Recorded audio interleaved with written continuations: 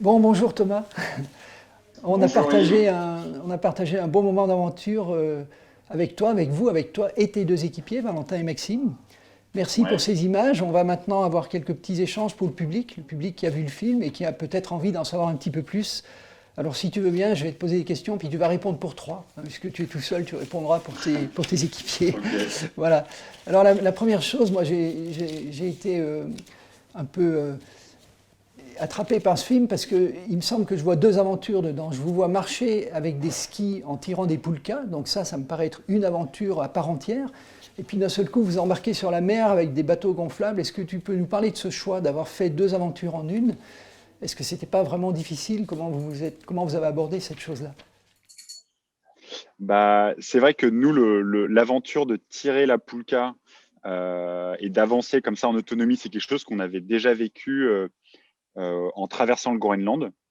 Et en fait, on a voulu rajouter en fait un peu à cette aventure-là le côté, le côté, on va dire, eau, le côté mer. Donc l'idée, c'était à la fois du coup d'avancer en terre, enfin avancer en marchant, mais l'idée, c'était aussi d'avoir une expédition amphibie en passant en bateau.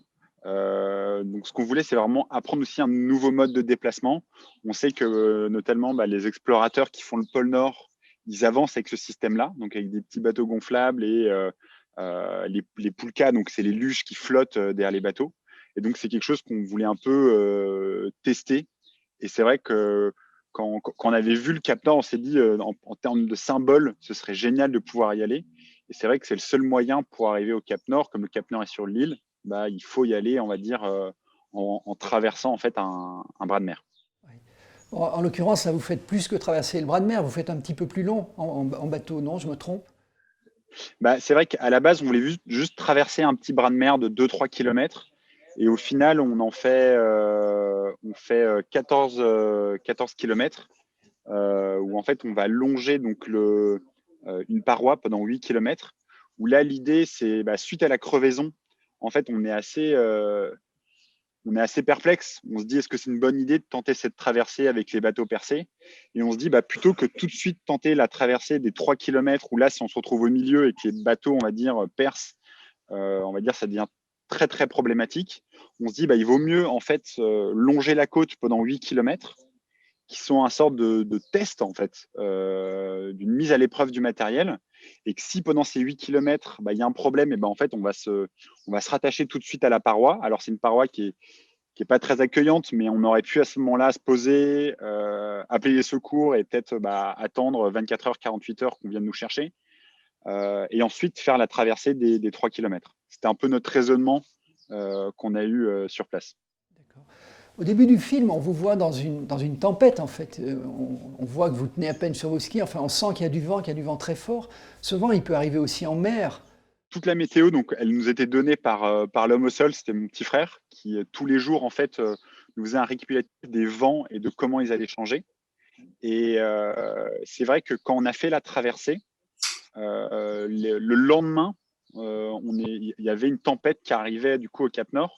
Et donc, c'est pour ça qu'on le créneau quand on a traversé, donc on a commencé à traverser, j'ai percé les bateaux. Euh, donc là, il nous restait plus qu'un jour avant que la fenêtre météo se referme. Et à ce moment-là, il y aurait à nouveau tempête. Et je pense que là, on aurait dû stopper la tentative de traverser. Parce que dû à la tempête et de la vague, la mer qui aurait été trop forte pour nous et nos embarcations. Ouais. D'accord. Et vous ne pouviez pas, dans cette hypothèse-là, attendre trois quatre jours parce que vous êtes en temps limité quand même. Là, vous êtes vraiment, vous avez une butée, vous avez prévu tous les Ouais. ravitaillements. Donc, si ça dure plus longtemps, il n'y a plus de nourriture. Tu peux nous expliquer ce choix? C'est vrai que on part en fait avec un. C'est un peu un paradoxe qu'il faut un peu. Faut trouver le juste milieu. Bon, déjà, on a un boulot à côté. Du coup, c'est vrai que on a des engagements, on va dire après. Donc là, on s'était pris 3 semaines de vacances pour faire le projet. Euh, donc après, si on voulait prolonger, on avait des obligations. Ensuite, on partait avec 20 jours de nourriture. Donc, il faut savoir qu'avec à chaque jour qu'on rajoute de nourriture, on rajoute 1 kilo par personne, à peu près 1,2 kg en comptant l'essence et la nourriture. Donc après, plus on prend de nourriture, plus on prend de poids, plus on devient lourd, plus on devient lent. Donc, on essaye d'être à la fois le plus léger possible pour avancer le plus vite. Et en même temps, si on veut aller dans la durée et avancer longtemps et avoir de la marge, il faut prendre plus de nourriture. Donc, c'est vrai que nous, à ce moment-là, on n'avait plus tellement de marge parce qu'on l'avait perdu avec un peu, nous, nos erreurs d'orientation au début. Maxime qui est tombé malade. On a perdu un peu de temps. Et après, moi, en perçant le bateau, on a perdu une journée de plus. Donc, c'est vrai qu'on avait un peu réduit notre marge à peau de chagrin. Et donc, c'est vrai que quand on a fini l'expédition, il nous restait, je crois, une demi-journée ou une journée de ration. Donc, on était pile poil, on va dire dimensionné pour l'expédition, quoi.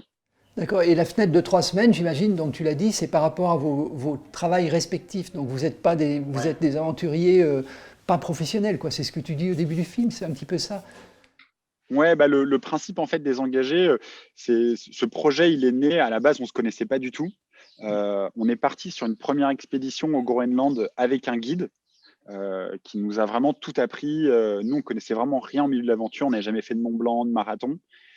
Suite à cette première expérience qui nous a vraiment galvanisé et on a un peu découvert le milieu du froid, de l'exploration et de l'aventure, on s'est dit, créons ce collectif, les engagés, pour réaliser une expédition par an, mais tout en gardant en fait notre vie de citadin et normale. Et en fait, pendant toute l'année, on fait un peu tout en œuvre pour s'entraîner et surtout monter en compétences, que ce soit d'un point de vue médical, cinématographique, au niveau de logistique, un peu physique, technique. Et après, on a ces projets qui se font tous les ans, quoi. Cinématographique parce que c'est vous qui filmez. Ouais, voilà. Moi, c'était la toute première fois que je filmais. Et c'est moi qui filmais là pendant l'expédition. Et justement, j'avais acheté une caméra 6 mois avant de partir. Et j'ai fait tous les tutos qu'on peut imaginer. J'ai regardé plein de films d'aventure en notant la manière dont ils filmaient.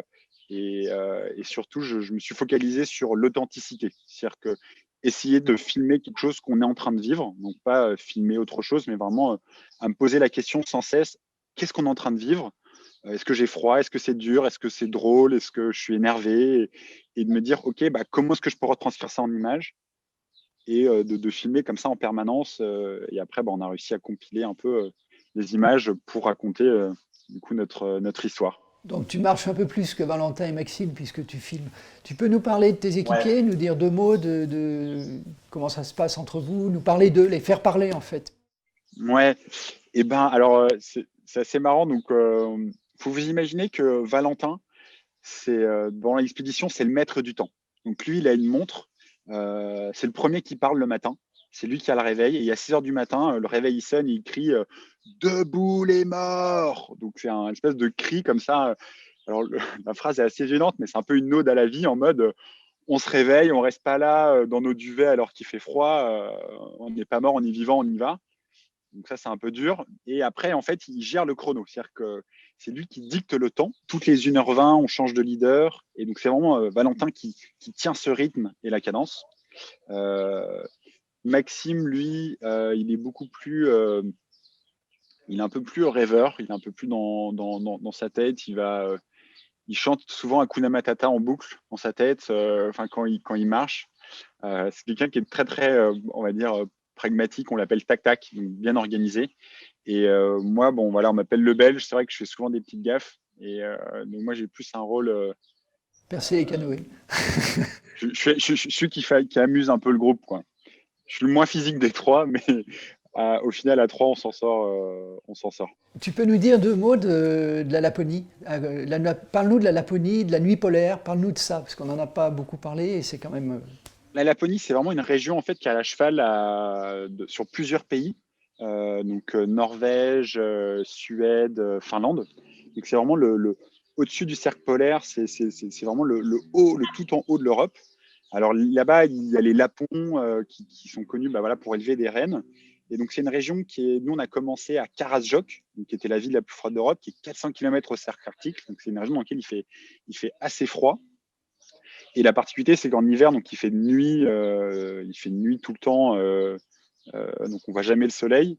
Même s'il y a une aurore de 3-4 heures, on voit presque donc on n'a pas besoin d'utiliser les frontales. Et donc c'est une zone qui vit surtout d'élevage de cerfs, de la pêche aussi, un peu. Et c'est un endroit qui est... ouais, il y a des sapins, et après plus on monte au nord, après une sorte d'un peu de toundra où il y a vraiment plus d'arbres. Donc nous, c'était vraiment des étendues blanches, mais je crois que si on y va en été, on retrouve une sorte de lierre comme ça un peu partout. Et le Cap Nord, géographiquement, le Cap Nord, c'est comment? C'est vraiment une île qui est frappée par les vents, qui est vraiment le point le plus au nord de l'Europe, du continent qu'on connaît. C'est une géographie qui est assez dure. On ne va pas trouver d'arbres qui sont assez anguleux. Même le Cap Nord, en fait, c'est une falaise. Donc, on arrive au Cap Nord, il y a ce globe qui représente ce point. Et là, il y a une falaise de 200 mètres qui tombe dans la mer. Donc, c'est une ville qui est un peu battue par les vents. Il y a deux petits ports qui sont vraiment enclavés dans des baies, qui sont surtout vivants, on va dire, l'été pour accueillir les touristes pour aller au Cap Nord. D'ailleurs, il y a plein de beaux projets, je pense, pour aller au Cap Nord en vélo sur les routes. Et donc, c'est une île dans laquelle il y a deux petits villages, je crois qu'il y a 5000 habitants sur l'île, et qui vivent vraiment à l'aide de villages de pêche et du tourisme. Et vous aviez prévu qu'on vienne vous chercher, c'est ça, au Cap Nord, hein? Ouais, c'est vraiment qu'on arrête en fait l'expédition quand on arrive au Cap Nord, puisque normalement il y a une route qui est même praticable en hiver. Et ce qui s'est passé, c'est que en fait une tempête s'est mise en place, un peu une tempête d'une ampleur un peu exceptionnelle, puisque toute l'île a été bloquée. Ils ont recensé, je pense, 16 avalanches sur l'île, et même où il y a un chasse-neige qui a été emporté. Et donc normalement cette route est accessible l'hiver. On était censé pouvoir nous chercher. Donc, quand on est arrivé au Cap Nord, en fait, on n'a pas eu le choix que de se dire on s'est arrêté 1 heure. Pour nous, c'était un peu la fin de l'expédition. Et en fait, on s'est tout de suite dit on repart. On s'est arrêté, on s'est caché derrière parce qu'il y avait des vents, 50-60 km/h. On s'est caché derrière un muret. On a mangé du chocolat et on est reparti 4-5 heures pour revenir en fait sur les traces. Et au final, on s'est fait récupérer par un chasse-neige qui commençait à déneiger depuis le village 5 km avant l'arrivée du coup du village de pêche où finalement on a pu repartir du coup vers la France, quoi. On imagine que ce moment au Cap Nord, il doit être extraordinaire, enfin, surtout après y être allé à pied, en fait, à pied sur la mer, enfin un truc difficile. Comment on revient d'un voyage comme ça? On retourne à Paris, on reprend son travail, qu'est-ce qui se passe? Quand on a fini l'expédition, c'était assez rare pour nous, mais on l'a vraiment fini, je pense, dans un état de fatigue comme on l'avait, on va dire, rarement expérimenté. Donc on était vraiment à bout d'énergie et on avait quand même une bonne idée, c'est qu'en fait le bateau après il nous a emmenés en fait à Tromsø, donc une ville en Nord-Norvège, et là on a été accueillis à la sortie du bateau par une quinzaine de amis, familles, qui en fait nous a un peu récupérés dans un état d'épuisement et je pense surtout d'odeur. Ils avaient été surtout choqués par notre odeur parce que alors nous on sentait plus avec le froid. Et le fait qu'on se remette un peu dans le climat chaud, c'est vrai que comme on ne change pas d'habit, on sent, on va dire, assez fort. Et là, pendant 3 jours, ils sont un peu occupés de nous, ils nous ont donné à manger. Nous, on a dormi, on a mangé. Et c'est vrai que petit à petit, du coup, ça nous a fait déjà un premier sas où on était encore un peu ensemble. Mais même à ce moment-là, on avait besoin de se retrouver.